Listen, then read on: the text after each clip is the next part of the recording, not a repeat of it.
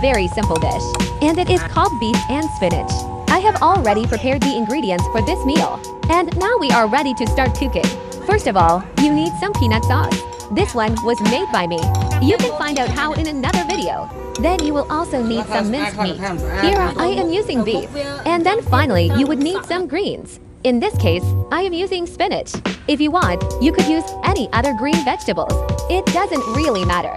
Now that we know what we need, let us begin. The first thing that we do is heat up our pan. Once heated, add some butter or oil. I prefer butter because it gives more flavor. But if you don't like butter, you can just skip it. After adding your preferred fat source, add your minced meat into the pan.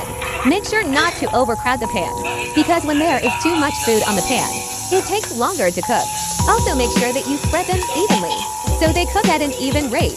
While waiting for the meat to get cooked, you may as well prepare your greens. Add them directly onto the pan with the meat. Doing so helps retain their color. However, if you wish to keep the two separate, then feel free to do so. Just remember to put the greens last, as they take less time to cook than the meat. As always, while preparing meals, we should never forget about drinks. Today I decided to go with Coke Zero. I personally love drinking Coke Zero because it has no sugar added and tastes exactly like normal Coke. However, if you want something healthier, you could try having water instead. Alright, everything seems to be coming together nicely. Our meat looks perfectly browned, and our greens look deliciously fresh. We are almost done here. All we need to do now is season our meal properly. Seasoning is important because it enhances the taste of the food. Without proper seasoning, even the most expensive ingredients wouldn't taste good enough.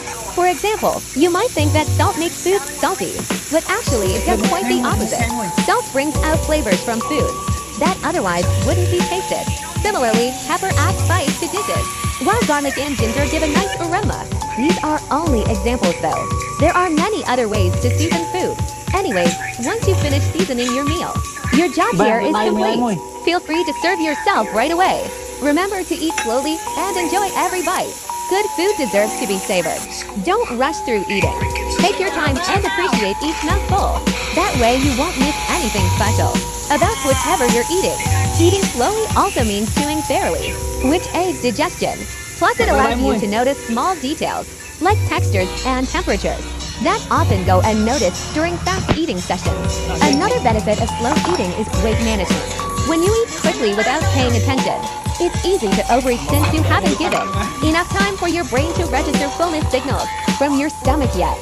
By slowing down, however, this problem becomes less likely to occur, since you'll naturally stop eating sooner, when satisfied rather than stuffed beyond capacity.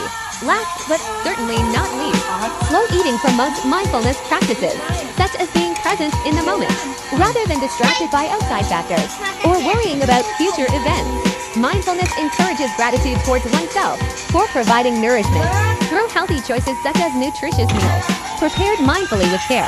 Overall, taking breaks between bites throughout meals helps reduce stress levels associated with fast-paced lifestyles where people tend to multitask excessively without giving themselves adequate rest periods between tasks performed simultaneously. Well, that concludes today's episode. Thank you everyone for watching till the end. Please subscribe to my channel if you enjoy this video and want to see more content just like this. Until next time, stay safe and happy.